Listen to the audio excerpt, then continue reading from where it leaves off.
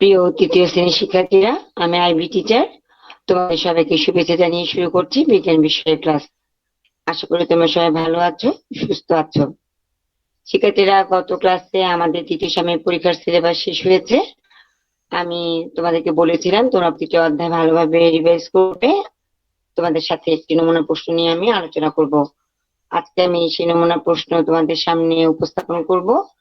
তোমরা এই প্রশ্ন দেখে বাসায় পরীক্ষা দিবে এবং উত্তরপত্রগুলো বইয়ের উত্তরের সাথে মিলাবে এবং নিজেরাই নিজেদের নাম্বার বন্টন করবে। তো আসলে আমরা পরীক্ষার প্রশ্নটা নিয়ে আলোচনা করি। এটা সম্পূর্ণ একটা নমুনা প্রশ্ন, ঠিক আছে? ইন হাউস মডেল টেস্ট নমুনা। আর এখানে সময় থাকবে 1 ঘন্টা 30 মিনিট। আমাদের পূর্ণমান হচ্ছে 70। তো এই পরীক্ষার মান বন্টনে আমাদের আছে এক বাক্যে উত্তর আছে 10টি, থাকবে 2 করে নাম্বার। শূন্যস্থান পূরণ থাকবে একটা করে, মোট 5 নাম্বার। 5টি থাকবে 1 করে নাম্বার হলে 5 নাম্বার হচ্ছে। আর 3 নাম্বারে থাকছে আমাদের মিল করো। মিল করেতে প্রতিটা উত্তরের জন্য 2 করে, মোট 5টি, 10 নাম্বার। আর থাকবে বর্ণনামূলক প্রশ্ন, ওখানে 5টি প্রশ্ন থাকবে এবং 7 নাম্বার করে প্রতিটা প্রশ্নের মান। তো আসলে আমরা একটা প্রশ্ন আলোচনা করি।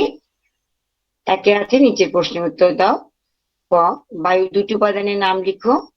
খ, বৈদ্যুতিক বাতির বাল্বে কোন উপাদান ব্যবহার করা হয়? গ, বিভিন্ন প্রকার শক্তির নাম লিখো। ঘ, শক্তি করতে পারে এমন 2টি কাজ উল্লেখ করো। ঙ, টেলিফোন কি? চ, বৈদ্যুতিক বাতি কে আবিষ্কার করেন? ছ, প্রাণীর চামড়া দিয়ে কি কি তৈরি হয়? বর্গীয় জ, 2011 সালের হিসাব অনুযায়ী বাংলাদেশের জনসংখ্যা কত? ঝ, 2টি মাধ্যম বা মিডিয়ার নাম লিখো। ঞ, যোগাযোগ কি? এই উত্তরগুলো অবশ্যই তোমরা পূর্ণ বাক্যে লিখবে, কারণ পূর্ণ বাক্যে না লিখলে এখানে কিছু মার্কস কমে যাওয়ার সম্ভাবনা থাকবে। এবং বানানের প্রতি খেয়াল রাখতে হবে, বানান যেন ভুল না হয়, কারণ বানান ভুল হলেও এখান থেকে মার্কস কিছু কমে যাবে। কাজেই খুব সতর্কভাবে উত্তরগুলো করবে। আশা করি তোমরা অবশ্যই পারবে।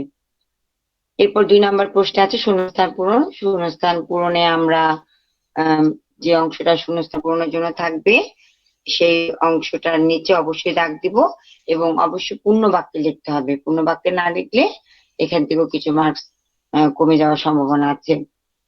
তো ক নাম্বারে আছে জীবদের ড্যাশ বায়ু প্রয়োজন। খ, আলো ড্যাশ সৃষ্টি করতে পারে। গ, তথ্য আদান প্রদানের জন্য ড্যাশ প্রয়োজন।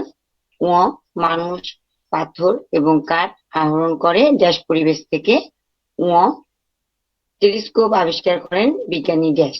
ঠিক আছে, এভাবে তোমরা প্রশ্ন উত্তরগুলো করবে। এরপর আছে বাম পাশে বাক্যাংশের সাথে ডান পাশে বাক্যাংশ মিল করো। এখানেও পূর্ণ বাক্যে উত্তরগুলো লিখবে। বাম পাশে দেওয়া আছে সোডা জাতীয় কোমল পানীয়, শক্তির উৎস, দেখি ও শুনি, মহাকাশে গ্রহ নক্ষত্রের দৃশ্য দেখার যন্ত্র, মাটি। আর ডান পাশে আছে সূর্য, টেলিভিশন, টেলিস্কোপ, প্রাকৃতিক সম্পদ, কার্বন ডাই অক্সাইড, অক্সিজেন। মোট 6টি এখানে বাক্যাংশ থেকে শব্দ আছে। কাজেই তোমার বাম পাশে অনুযায়ী 5টির সাথে যে উত্তরগুলো মিলবে সেই উত্তর অনুযায়ী তোমরা উত্তর করবে। এরপরে আমরা যাচ্ছি আমাদের 4 নম্বর প্রশ্ন। 4 নম্বর প্রশ্নে আছে রচনামূলক অথবা বর্ণনামূলক প্রশ্ন। এখানে প্রত্যেকটি প্রশ্নের মান হচ্ছে 7টি। 2+5 বা 1+6 হিসেবে মান বন্টন করা হবে। তো প্রথম অংশ উত্তর লেখার পরে আমরা 1 লাইন বা 2 লাইন ছেড়ে দিয়ে আমরা দ্বিতীয় অংশের উত্তরে যাব।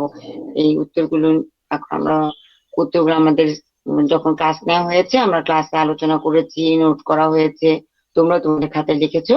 কাজে এইভাবে পড়ে উত্তরগুলো অ্যান্সার। তথ্য কি? তথ্য জানা এবং অন্যকে জানানো গুরুত্বপূর্ণ কেন? খতে আসছে প্রাকৃতিক পরিবেশের ক্ষতি প্রধানত কে করে?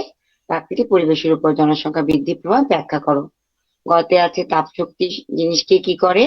একই সাথে আলো, তাপ, শব্দ উৎপন্ন হয়, তার চিত্র অঙ্কন করে দেখাও।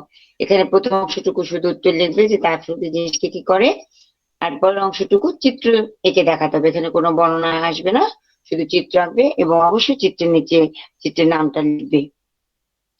ঘতে আছে বায়ু কি? বায়ুর 3টি ব্যবহার লিখো।